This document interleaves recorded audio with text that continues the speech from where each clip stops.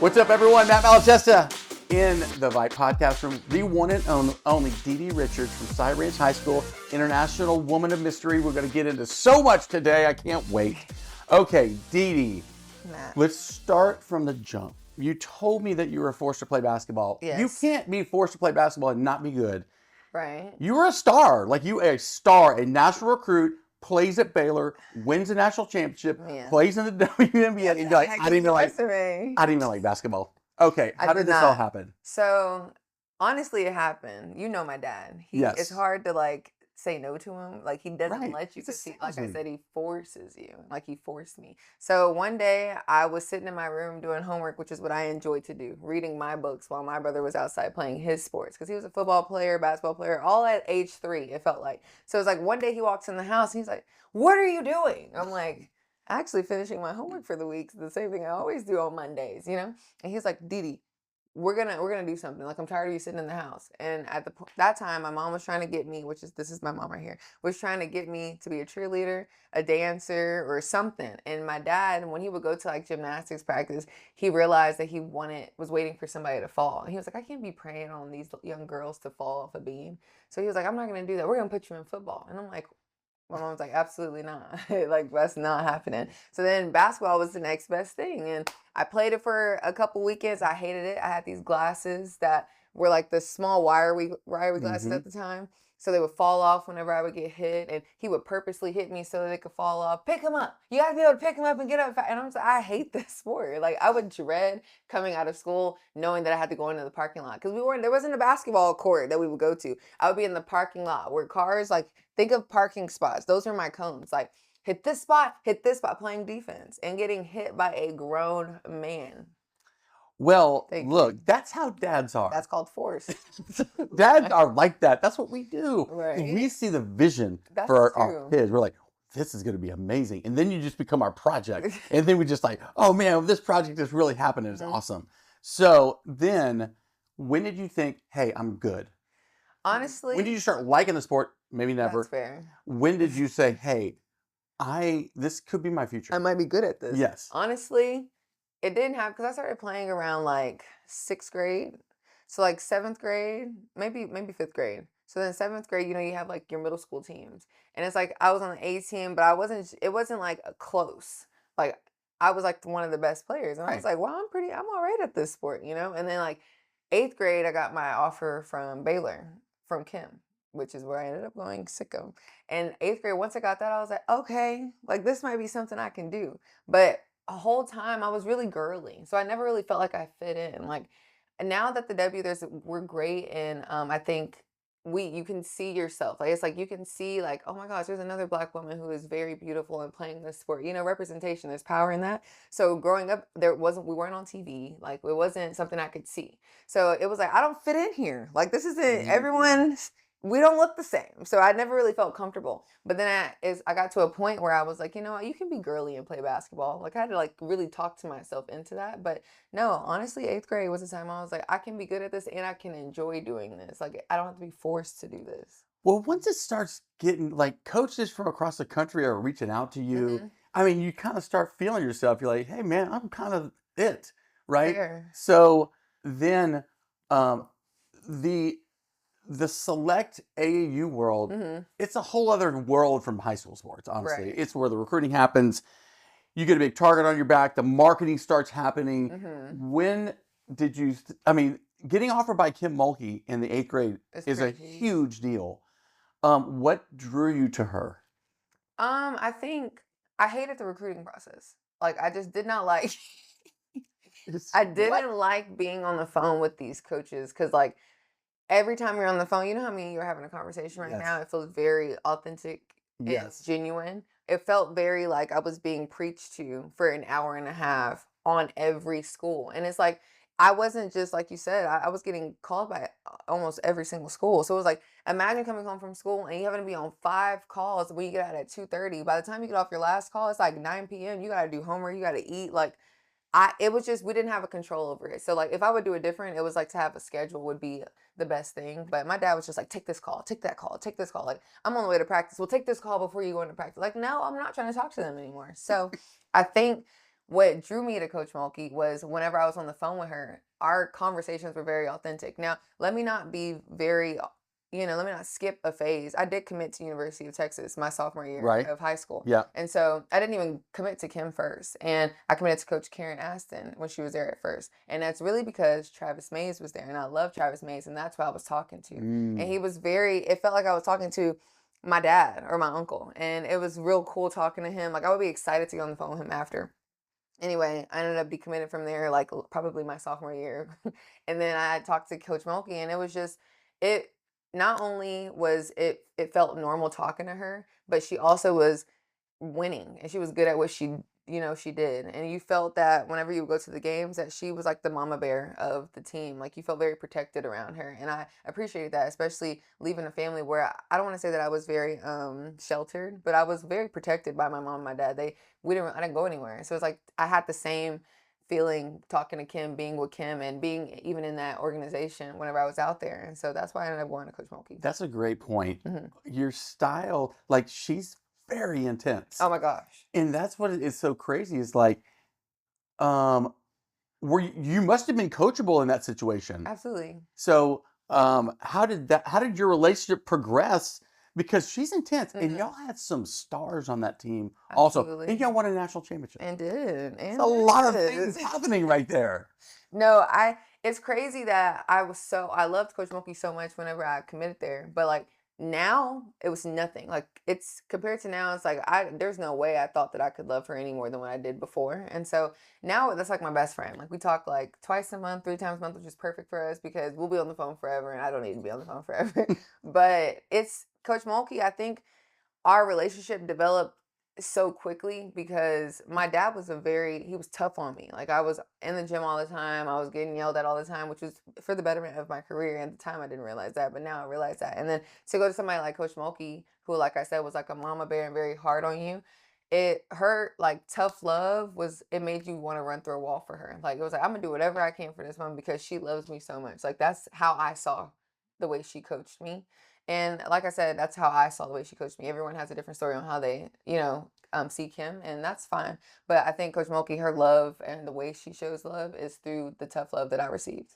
That's a great point because being an LSU fan, just watching like you were Flau'jae before Flau'jae. You know what I'm saying? Like Angel Reese. You were Angel Reese before Angel Reese. Maybe it was almost like a progression, and the game has completely changed. We'll talk about that too. But so then you have a situation where you had a big deal as it relates to a health scare while playing at Baylor. Absolutely. What happened? So my senior year, I'm going to a normal practice on a Saturday, and I go for a ball like I normally do. I play defense, so I thought I could get this pass, like intercept this pass or whatever. And when I went to intercept it, my other teammate, who was also on my team during the scrimmage, kind of like, we ran into each other, but the way her head hit my hip bone shook my body, and it's a natural reaction. I don't know if anybody knows this because I didn't know this at the time. Oh my God. It's a natural reaction for your vertebrae whenever it feels like a shake in it to just shut the rest of your body down. Like, it's like a protection mechanism, which is good that our body can do that. And so it happens to a lot of surfers, football players, people who like play in high contact sports, So it happened to me where I got paralyzed from my waist down. At the start, it was on my left arm or one of my arms. I don't remember, but I got feeling in my arms, but my legs took a little bit longer to come, and I still ended up playing that year. So honestly, that whole story has become like a blur, Yeah. Like, but people, if you text my therapist, then it's because I'm trying to block it out of my life. But, we're not going to get into that. You were the defensive player of the year in the same year or the year before? Oh, that was the year before. Oh, yeah. So you were the defensive player of the year, and then you had that injury. Yeah. And I mean, did it make you love the game more? Did it make you, oh my gosh, I miss it? Or what does an injury like that do to you mentally? Yeah, I think whenever I got injured, it's crazy. I saw it and I began to look at it as something that genuinely made me fall back in love with the game. Because I got to a point where it was just like, it just wasn't fun for me anymore. Like, everyone that saw me play in high school, in college, you saw the difference in my game. And so it got to the point where I couldn't figure out how to get myself back to that version of me, and whether that be an aggressive version of me or an offensively driven version of me, I don't know, but I couldn't figure it out. And so by that point I was like, I don't even want to play this game anymore. So I was just going through the motions my senior year. I was like, I got one more year, let's get out of it. And so then this injury happens, and once an injury happened, I'm sitting there and I'm just like, this is way more boring than playing basketball. So, and then you start seeing the different doctors and different physicians that are like, you need to start thinking of life after basketball. And I'm just like, I guess my brain never even got that far, like you're going through the motions your senior year. Like your brain should be thinking that way. It's after COVID. Like it's just a lot of things that are going on in my head right now, Right.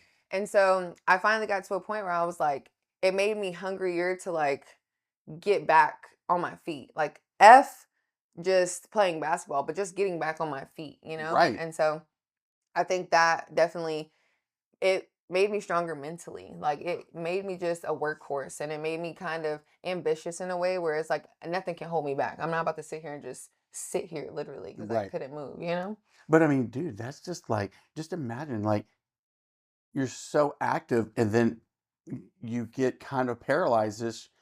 I mean, I'm thinking like when you're 30 or 40 years old, you're probably thinking to myself, oh my God, what if I'm paralyzed when I get older? But anyways, we got past it. Right. We got past it. So then you get drafted by New York. What a perfect place for you. Man. Dude. I was like. That's what I'm talking about. They knew exactly what they were doing when they did this. Sci-fair to Waco. That's a no. No. To New York City. Obsessed. What did you love the most about it? I also want to go back to the no on Waco because you can't do that to my place. Okay.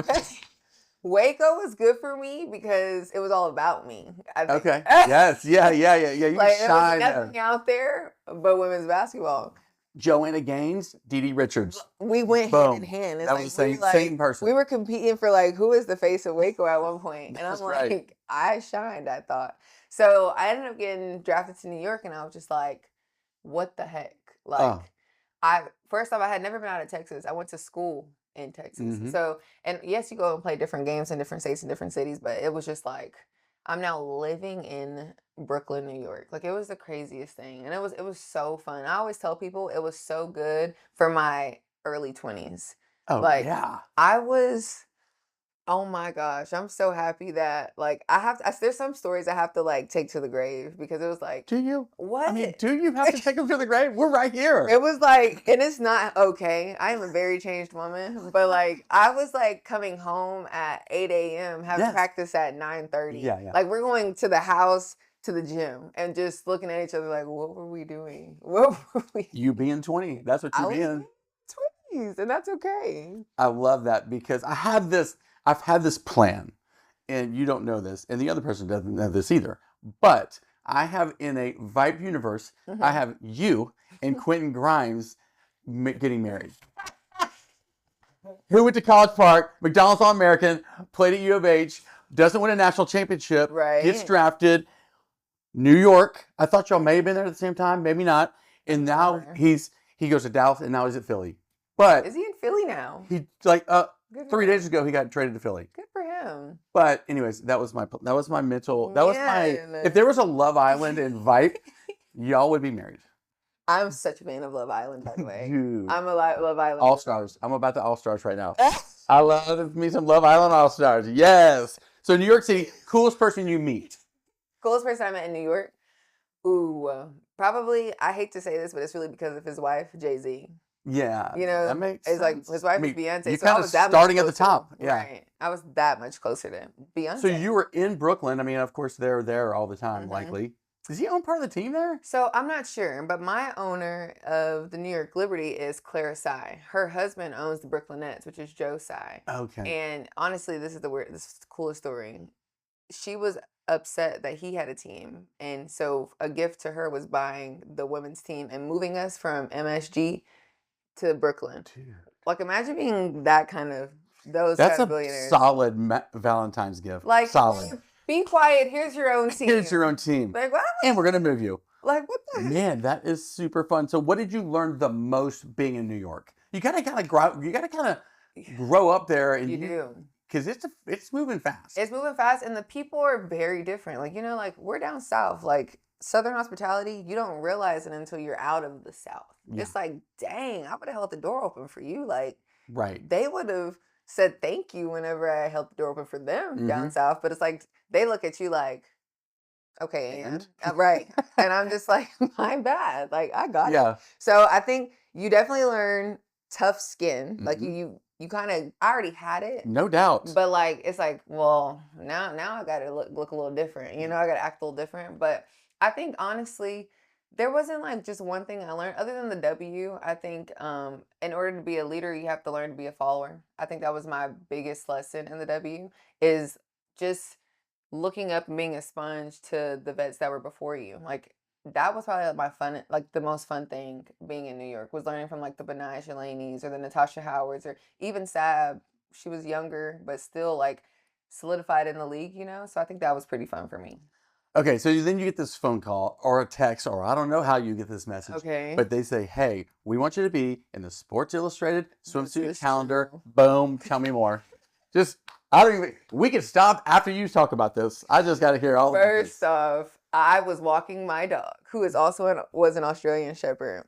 Her name was Echo Dot. And I literally had her and my other dog, Tuxman, and we were walking. We were on the rooftop where we were not supposed to bring the dogs to potty, but it was so cold, and I was not going downstairs, okay? So I put them on the little ledge, and they were walking around, peeing and doing their business, and I got a call from, I think, the marketing person at the time in New York, and she was like, Didi, guess what? I'm like, what? She said, you can't tell anybody. I'm like, okay. She's like, because I'm not supposed to even be telling you. But I can't hold it in anymore. I've alone for the last week. I'm like, say it. Like, hurry up. And she was like, you're going to be on Sports Illustrated. I said, I'm going to be on 1 second. 1 second.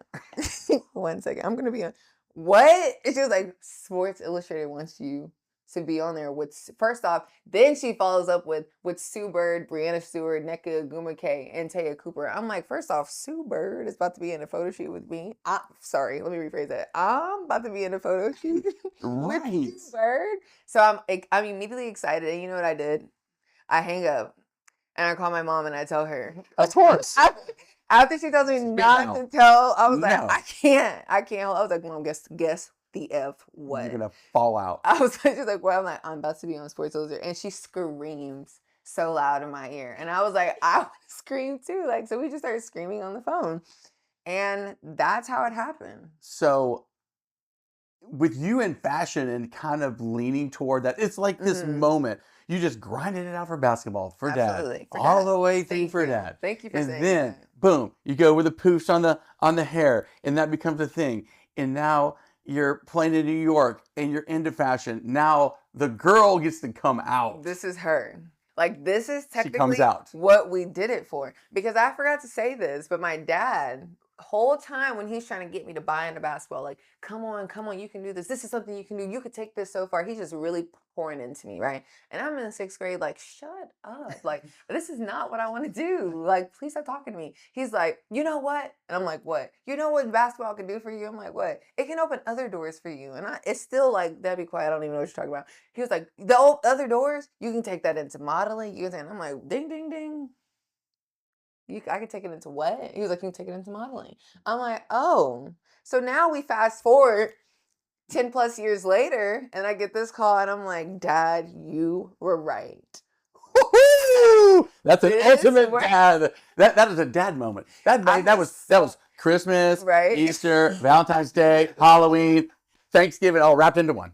Like, you were right. You were onto something way back in the day. He was like, why? And then I tell him, he's like, see, that's why you need to listen to me. I'm like, and I could see him saying, nope, you're not going to be in Swimsuit Edition. No way, no way. And you're like, crazy. My dad learned at an early age of me, do not tell me no. Like, don't say that I can't do something, because now I'll be like, dang it, I'm going to do it now. Because I didn't even think I wanted to do it, but now that you just told me I can't do it, I'm going to do it. And I've grown up.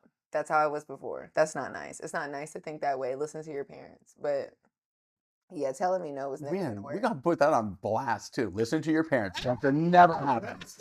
Never happens. Don't do that. Don't. So then you go St. Thomas. St. Thomas. And it's happening. And This it's is my like second time in the Virgin Islands. Remember? Because we played in the Virgin Islands for our Thanksgiving trip at Baylor. For basketball. Yes. So you go so you go there. What was the week? How is it a week? Is it a day?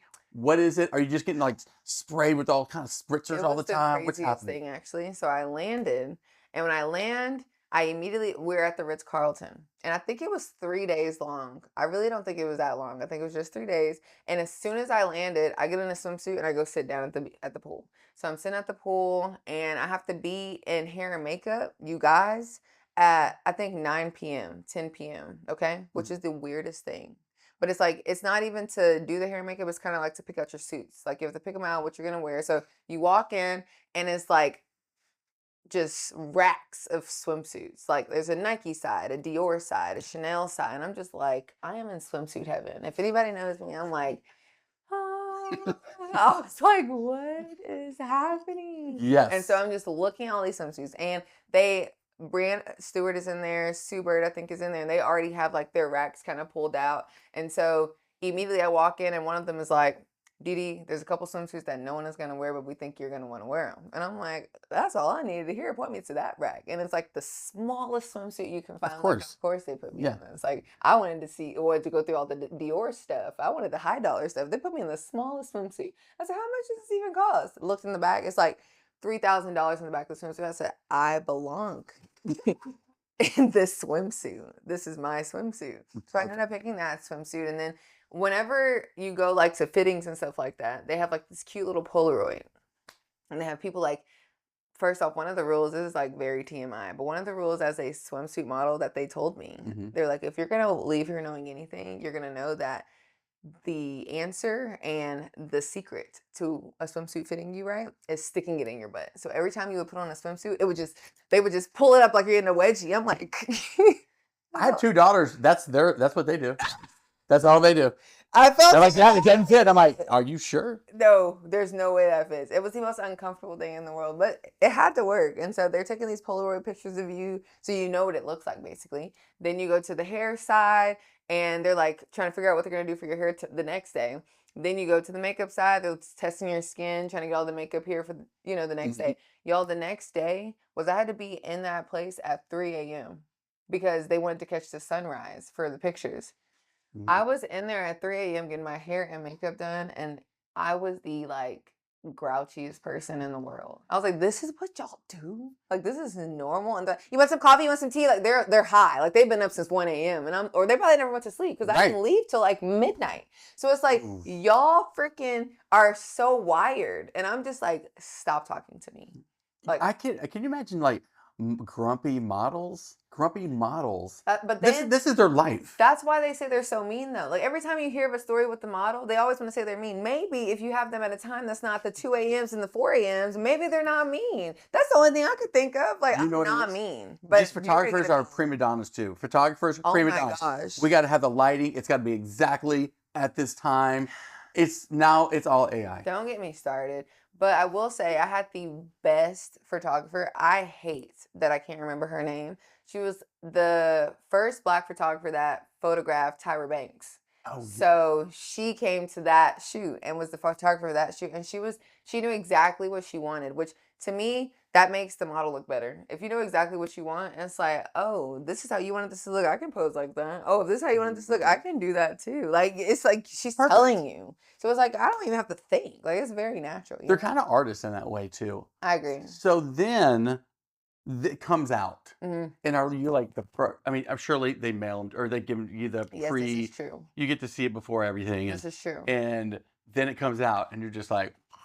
It came out, and no, when they showed us, they also had, remember I'm in New York. That's the beauty. Yeah, you were there. New York. So like they have like the Sports Illustrated like opening weekend in New York. So it's like we were home that weekend. I was just like looking in the calendar trying to figure out like where we're playing that weekend because you were playing as well. Like I'm trying to balance and juggle the two.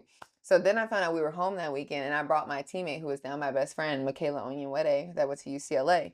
And I'm like, Mick, we're going to the Sports Illustrated opening weekend party. You're coming with me. She's like, I'm definitely coming with you. So maybe like a week before that, or a couple days before that, that's when it drops, and it's all over Instagram, and no one really knew. So everyone's like, it's like I'm reliving 3 months ago, like when I first found out, because it was congrats, I did do that.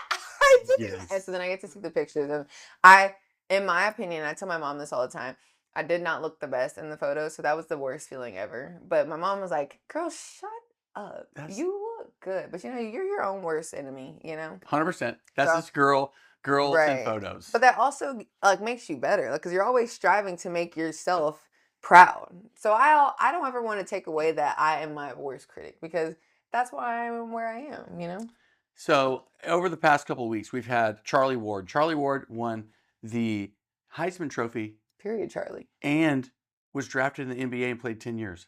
You won a national championship and we're on the swimsuit calendar. I think you may win. I think I won that. I think you down, actually. Like there's no question. I think you win. No question. So then the playing career goes as what? Did you ever go to Europe to play or no? No. I went to Australia for a year, which was last year. And what was that like? It actually was amazing. I was in Sydney, Australia, first off. Like, I keep going to places that are perfect for me, which I'm very grateful for. Because when I was in Sydney, I felt like I literally belonged. Like, I don't know how many times I called my mom, like, Mom, I think I'm moving out here. Like, I don't think you're going to see me again. It was so fun. Well, the league is, what is going on in the WNBA? It's like the hottest thing. It's literally blowing up. It is blowing It's like, you better strike that iron while it's hot, because it's hot. It's fire. And I get it. The genius part, and just watching it again, LSU, Angel, that whole thing.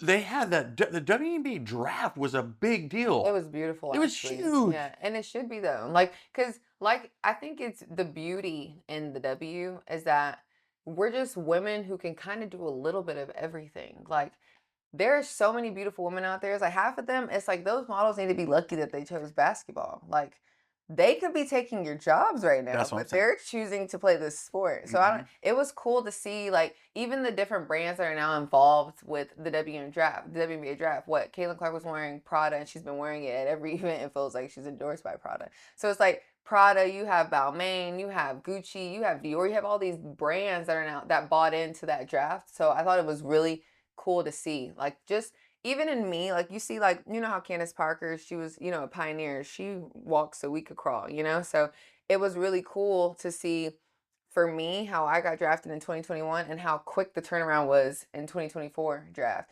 Whereas she got to see it way when she got drafted years later. I think it was cooler for me because, like, I lived in both, Yeah. Where I lived where people weren't really watching it, like, and also I came after COVID, so it wasn't even any people in the stands when I first got there, to now New York Liberty. By the time I left, they were selling out crowds or selling out multiple games. So I thought it was cool to see how quickly things can turn around and be in your favor.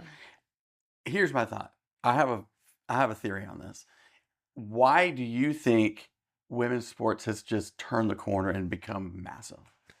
I think the obvious answer is social media. Like, social media is crazy. Like, you're so able to follow your favorite person everywhere they go. And in college, the NCAA, you're going to have ride or die fans. And LSU had ride or die fans. So it's like now those LSU fans that were only watching college basketball has now followed their favorite player, Angel Reese, to the WNBA. And so now we have just gained a whole college in, the WNBA. So I think it's really cool to see how social media on its own is single-handedly changing just a lot. Like, even NIL, like, things like that is crazy when you look at these kids having millions of followers. Like, that seems so unreachable whenever I was in school. It was like, you hit 10K and that was your million. Like, shoot, I'm at 10.2K.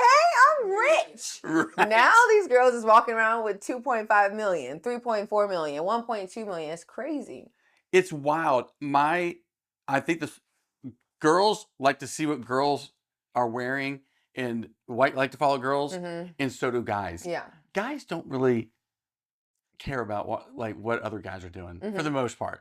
And girls have a personality and something to say. That's what I Holy cow, dude. The beauty behind the W. Like, we have like voices. And personality. We say it. Like, exactly. Yeah. Like, all personalities are so different. Like, even there's so many times where I meet somebody in the W and I'm like, well, I never would have thought you'd act like that, but you're so cool to be around. Or they're now, like, Angel Reese has a podcast, and you saw Cameron Brink now has her own podcast. Yeah.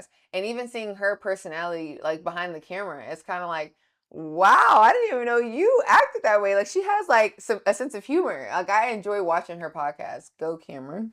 Your platforms are bigger.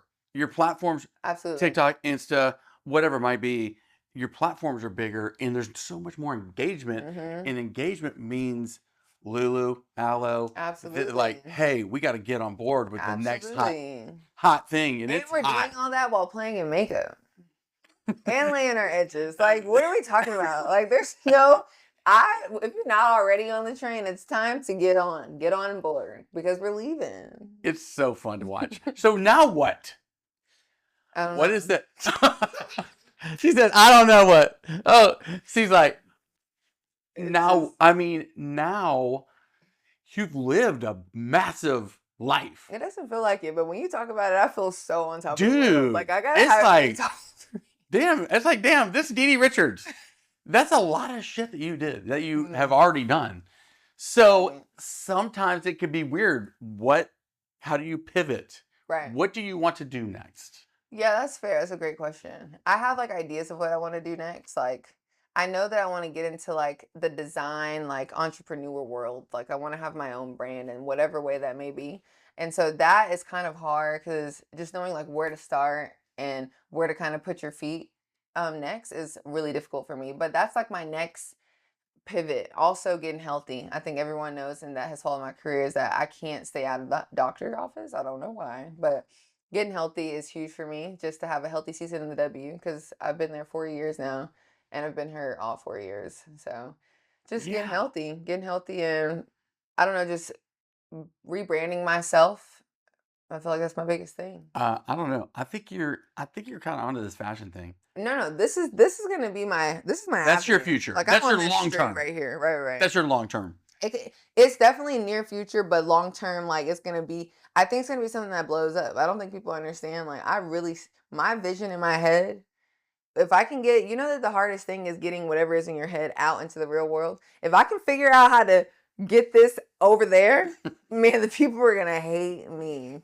That's all I have to say. Like, they're gonna be tired of me. I get it. I do love it. But you were in New York. You've had all this internet. Sydney was probably very eye-opening also. Crazy. You're worldly. Mm-hmm. I mean, you've kind of run the gamut of knowing what it's like behind the scenes, in front of the camera. I mean, you can parlay all of this into something big. It could be. I mean, I love to see Shanae. What she's done with ESPN. I mean, she's right down the street from you. She's literally right down the street. Like, our schools could high five if they had hands. Right down the street. And just, big Perks from freaking Port Arthur. Like, he's right down the road also. Absolutely. And it's just like, I think you're going to find your niche, and it's going to be, you could be dangerous. That's what I'm saying. And honestly, every now and then I feel like I'm a bit behind, but then I understand that I'm right where I'm supposed to be. Like, I understand that God he's never late. He's always on time. So when I start feeling behind, it's like more so, like I said, what's been in my head has been in my head for so long. It's like, I've been trying to figure out how to do it for, like, the last 2-3 years, but it's like, it's going to happen for me. And I understand that. So just like you said, waiting my turn. It's coming. Who on earth? What wacky universe do you live in that you would think that you're behind? I really got to come here more often. Damn. Like, I'm on top. Holy cow. All right. So what do you love to wear? What's your fashion go-to? Fashion go-to is, and this is probably going to be the worst answer, but some Crocs. I've been saying this for like 10 plus years. Me and Crocs, we go together real bad.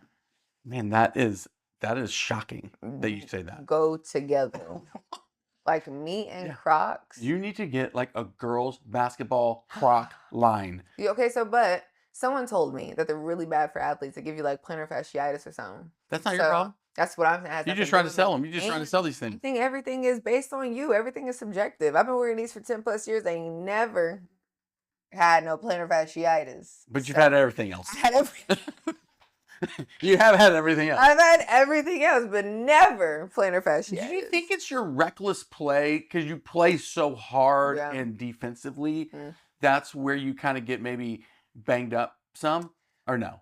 Or it's just kind of fluky? I think, like, if I'm going to give advice to anybody, always play hard and always do your thing. But most importantly, stretch. Like, I think I just didn't take care of my body in my early ages that it's now catching up to me and bite me in the butt long term. So I think everyone go find you like a Pilates, hot yoga, something to do like twice a week. Like, it's something so simple, and it's good for your mental to kind of get into that mode of just relaxation and talking to yourself. So I think it's healthy in so many different ways that I did not do and I still don't do. So it's like, do I learn my lesson or do I listen to my own advice?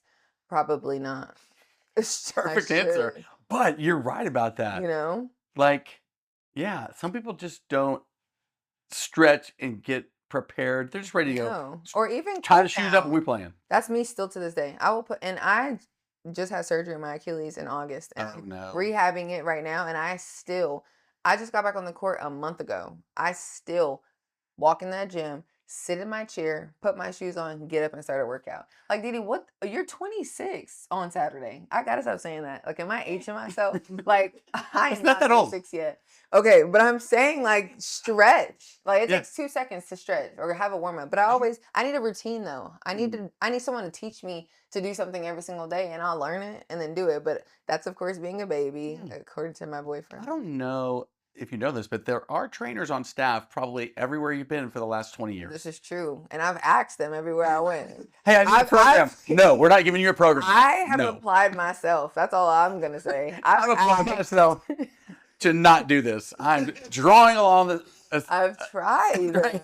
A line in the sand, and I'm like, I'm not stretching. You can't force me to. My dad can't force me to play basketball. He did. You can't force me to stretch. What are you listening to? What do you listen to pregame? What is your vibe?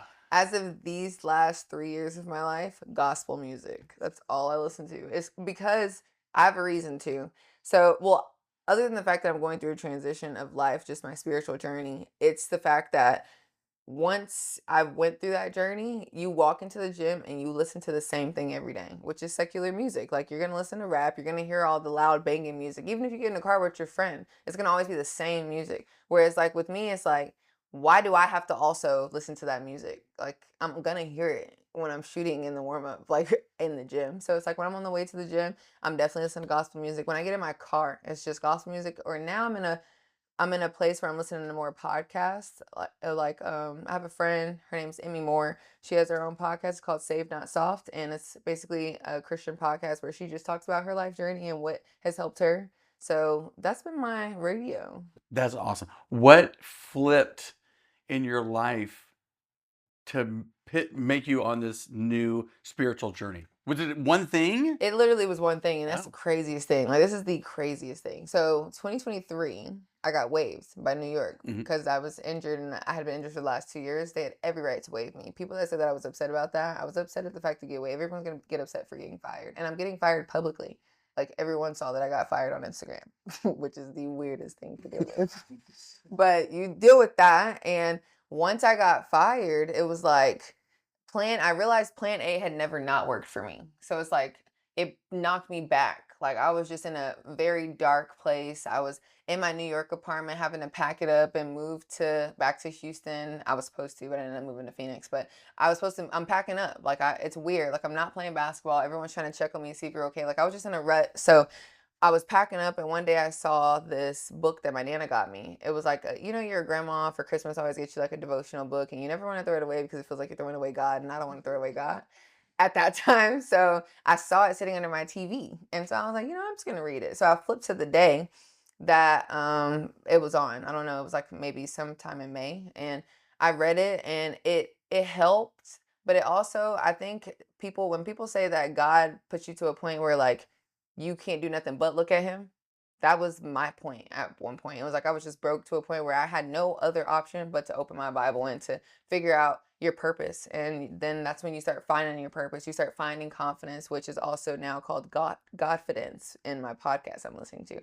So you start finding things that it's like your reason for living. Because it gets, and I'm not saying that I was ever in a place where I was suicidal, because that's a real thing. And I do pray for people like that. But I was in a place where I didn't know what was next for me. And so the Bible really helped me. And then I leaned on this verse back in 2023, which was James 1:2. And it was, count it all pure joy. So it's like basically the trials and tribulations you go to are meant for you to go through them to build perseverance and to build your character. And to this person who believes in, shows faith and shares the word, like shares your testimony, like your story becomes your testimony basically. And so that kind of got me through all of 2023. I ended up quitting basketball at that point. It's kind of hard to quit something when you got fired, but like I didn't want to play again. And so I stopped like working out. I stopped doing stuff, and I was just reading the Bible. And then one day in September of 2023, I got a call from the coach in Australia, which is Guy Malloy. And it was the weirdest number popping up on my phone. And I fired my basketball agents. I was doing I had my own show on Amazon Prime. I was kind of talking about the WNBA basically. And so he calls me one day and he's like, Didi, I want you to come play. I really liked your game and I think I can really help your game. And I was injured. Like, that's why I got waived. I'm like, I haven't gone to the doctor. I haven't fixed my foot. Like, doesn't make any sense for me to come out there because I'm still injured or whatever. He was like, well, we have the best medical staff out here. Like, let us see it and let us help you. And so I went out there and my life was changed. I ended up like re-falling in love with basketball. I really enjoyed playing with him. I'm hoping to go back. I was signed to him this year and then I ended up getting Achilles surgery. So hoping to go back one day to play for him again. But he definitely gave me that drive. But I think even more importantly, just sitting and being still, which is also something the Bible tells you to do, then basketball was brought to me in a way that I would have never imagined. Like, I think when I got drafted in 2021, everyone remembers me saying, I'm never going overseas. Because I didn't have to. I was making money in different kind of ways in the States. And so God, that's why they tell you never say never. Because one thing about God, he's going to show you that you need him and he's going to do it's his story. It's all in his plan, you know? And so I ended up going overseas and I fell in love with it. And so that, I think, is what kind of, in a long story, that's what switched my... Dude, that's preaching right there. That is so awesome. Period. Because you're right. Like, you know, you can't be, like, just like you, this is how you are, and this is how most people are. Well, if you're telling them you're forcing something down their throat, they don't want it. And that's like your parents bring you to church. You got to want, it's not until you really accept it and it's on your terms. Right. And then it makes a world of difference. I do think that foundation is very important for parents to at least introduce that to you. Yeah. Like, you know, like I hope that my kids see that their mother, when things go bad, I'm going to read the Bible or I'm going to pray about it or I'm going to talk to God so that one day whenever I do send them off into the world, and my parents did that. Like, I was sent out to the world and God knocked on my butt. And I only knew, like, what did my parents do at one point was read the Bible, or what did my grandma do, or what was my grandma always telling me was read the Bible. And so I do think that forcing it down your throat may be important. I'm totally changing. I think that's a great idea. Yeah. But again, it goes back to these parents. Man, these parents, they're super important. Shockingly, they've been through the grind. Man, they've been through it. When they say, or when your mom used to say, I did this before you, it's like, how did you know I was doing that? Well, I did it before you. That's a real thing. We've done all the dumbass stuff Absolutely. Before. Yeah, I don't know. We did a whole podcast of like parents what they're talking that are about. Awesome. That can give great advice that nobody listens to. It goes in this like black hole of nothingness. That's not true. It comes around. It does come around. So keep doing your preaching. I'm in like, not that I'm pregnant or nothing, because do you see this body? But I do go through a point. I go through points in my life where it's like you start looking back at your childhood and it's like, if my dad didn't force me to play basketball, I would not be playing basketball. But then, like, there's nothing wrong with this generation now, but we are a bit softer. And now these kids are able to cry and change. Like, your parents can go to jail now. Or I'm sure they could go to jail before, but it wasn't working back in the day or something. Yeah. But now it's like, if your kid is like, my mother won't let me do this. It's like, shoot, what the freak is happening? So it's like, I go through times where I'm like, how am I going to even raise my kids? Like, because if I want them to, if I see that they are really good at tennis, and I'm like, play tennis. And now it's like, Mom, I don't want to play tennis anymore, and I don't want to be in your house because you're making me play tennis. And now I'm being ridiculed for forcing her to play tennis, and it's so easy to get canceled. This is called cancel culture for a reason. So it's like, it's just so many things that go into parenting these days that makes parenting so hard and stressful that I think about it all the time. Like, what the freak am I gonna do? You know, when you said this a minute ago, you said, "Man, I'm really behind." Yeah. Do you? You're talking about stuff that is 10 years in front of you. I think that's my problem, though. You know what I'm saying? You can be an overthinker. I mean, everybody's kind of an overthinking. Well, okay, boyfriend, what's the situation? Does he live in Houston? Is it what is happening here? Okay, so my boyfriend is an amazing person. He's so sweet. Yes. He does not live in Houston. He's actually from Queens, New York, raised in Delaware. And so, of course, I get drafted in 2021 to New York. And God thing. He's, God knew where he was putting me. So, of course, he slides in my DMs. Like, why wouldn't he? Exactly. Like, that's the beauty of social media. You're begging me. Right. I get it. So he's like, let me show you around New York or whatever. And I'm just like, oh yeah, let's do it. Like, let's hang out. And so I bring the first time, this is like the craziest thing. And I don't know why I tell this story, but it's so annoying. So when we got together, he brings like some of his friends. I bring some of my friends because don't ever go and meet someone you don't know by yourself. And that's just, advice 101 from Didi Richards. So I brought my crew. Like, we're coming in. You feel more confident with your circle too. So it's like, nobody can tell me nothing when I'm with my friends, So I walk in this place and he sits way on the other side. I'm here. I'm literally right here. Yeah. So now we're at the same table, but he sits way over there. And I'm like, so like, are we on like a group date? Like, just because I brought my group doesn't mean that I don't want you sitting next to me. It's mixed signals, but carry on. So we're sitting there and I'm just like, that liquor courage is real. Yes. That's a real thing. Yeah, of course. Okay. And don't judge me. Yeah. So I get a couple drinks in my system and I'm like, yeah. Like, and he walks over there and he's like, what's up? I'm like, we've been in here for 5 minutes.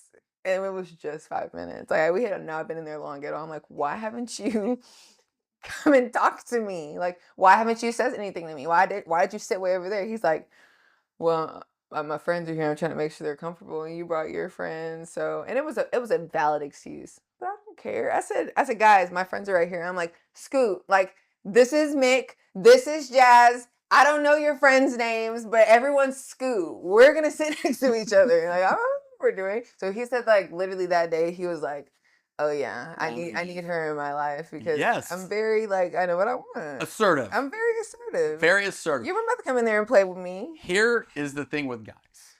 They're crazy. They're not. They're crazy, but they're just, the unawareness is at an all-time level. It's crazy. Because I have twins, a guy twin and a girl twin. And they they're very close. And I'm like, they just live with two complete perspectives in life. It's crazy. And guys are just, I don't know if they're lazy. I just don't think that they were like thrust into like relationships. They were Fortniting and guys love to hang with guys. I'll give a lot too. Right. You know what I'm saying? Mm-hmm. But it just takes, it does. My son, like, all the girls he goes out with are assertive, like, you, me, you're coming with me. Boom, sit. And that's how it should be. And he's like, be. Okay, cool. That's how it should be, I think. Like, I'm very like, or even when it's time to like order food. Yes. It's like, what would you do if I wasn't here? And I'm like, we're talking, so what do you want? And he's like, well, what are you going to get? Well, I wanted this, but I think I'm going to get this. He's like, well, how about you just get what I thought I was going to get, and then I get the other thing, and then we just share. He's like, oh, that's a good idea. I'm like, what would you do if I wasn't here? God bless him. God bless him, honestly. I mean, everything, you filling up with gas, you going to buy candy at the store, whatever it is, you're just on it all the time. On it. What is up with guys going into places and not buying something for everybody to eat? Just them. Yeah. We could tend to do that. That is the craziest thing. Like when I walk into a store and I'm hungry, yeah, I'm gonna also think about whoever I'm with. Yes. So I don't even know what that person likes, but it's like everyone likes some freaking Ruffles and everyone likes Milky Ways. I think I like those things. So it's like I'm gonna buy extra so that you can eat some too. We don't think like that. I don't get it. Okay, so now, are you rehabbing? What are we doing? Right now I'm rehabbing, and I've been rehabbing since I think October, which is the reason why I moved out to Houston, because my trainers in DC knew a guy named Toko who does like a lot of conferences out, on the East Coast, and he was from Houston. And so they sent me to him because they loved his courses that he would do for them. And they were like, Didi, he's really good at what he does. Let him rehab you and call us to see if you need any help. So I've been out here since October 3rd, my dad's birthday, and been rehabbing ever since. So was it an Achilles tear? This is exciting because, everyone has been trying to ask me this question, because it's like one day I fell off the face of the earth. Like one day I just wasn't on a team. Right. And honestly, I have been dealing with this Achilles tendinosis or something for 2 years. Yeah. And that's why I got waived from New York actually in 2023. So in 2024, I was in DC and 2023, I got waived, went to Australia. They helped me a lot with it because it was at a point where it was like I had a big ball on the back of my Achilles and it was very sensitive to touch. And they said once it gets sensitive to touch, like you just need to go get surgery, like because it's literally hanging on by a thread. But when I got to Australia, they helped me so much. Like whatever Achilles program they had me in was the best thing in the world for me. And it was just basically tendon loading. Doctor 101, because now at this point I've been injured so much I'm technically a doctor. When you're an athlete, loading your Achilles is very important, or loading tendons is very important. And Achilles is one of those tendons that if you take breaks or anything, it's actually really bad to just hop into basketball again, which is technically what I would do all the time because I said I wasn't going overseas, so I would do an off season of no basketball and then go to training camp.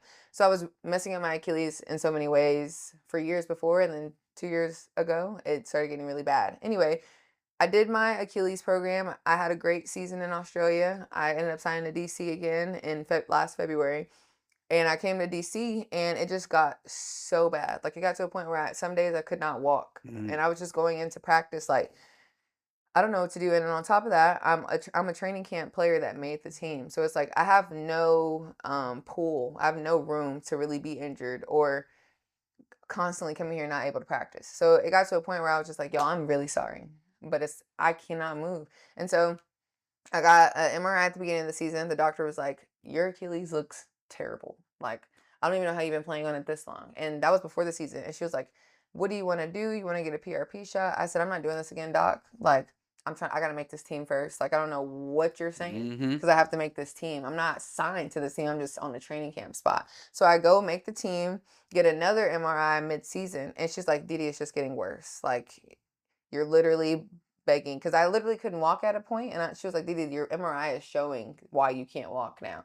And so then August, I get another MRI. She's like, Didi, we're just going to do surgery. Like, I can't sit here and watch you torture yourself anymore. And that's what happened. I ended up getting surgery. And originally, now this is the part that's kind of weird.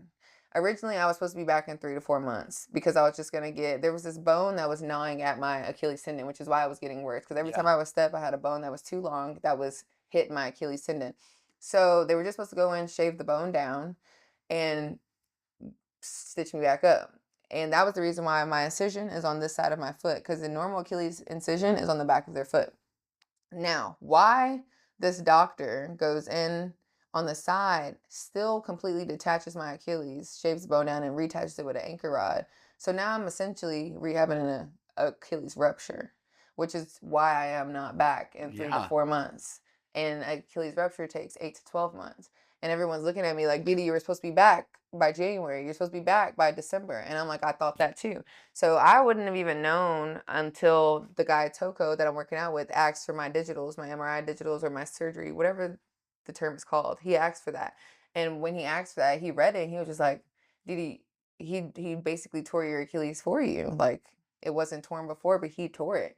And I was like, well, that's not what we agreed to. And he was like, well, that's not a 3 to 4 month recovery. That's a 8 to 12 month recovery, at best 6. And so now I'm in a point where I'm trying to accept that whatever reasoning this happened to me for, it happened. Because like I said, the spiritual journey has changed my outlook on life. So whatever is for me is for me. I'm wherever I'm supposed to be, which is what 222 also means, my angel numbers. So which is something I have tattooed on me as well. So that's what I'm dealing with right now, what I'm rehabbing. Wow. Oh, well, that's a weird, that's a small window of time that all happened, kind of. It's insane. Because that's why I did it in August. Because if it would have been 3 to 4 months, it's September, October, November. Yeah. I should be back by December.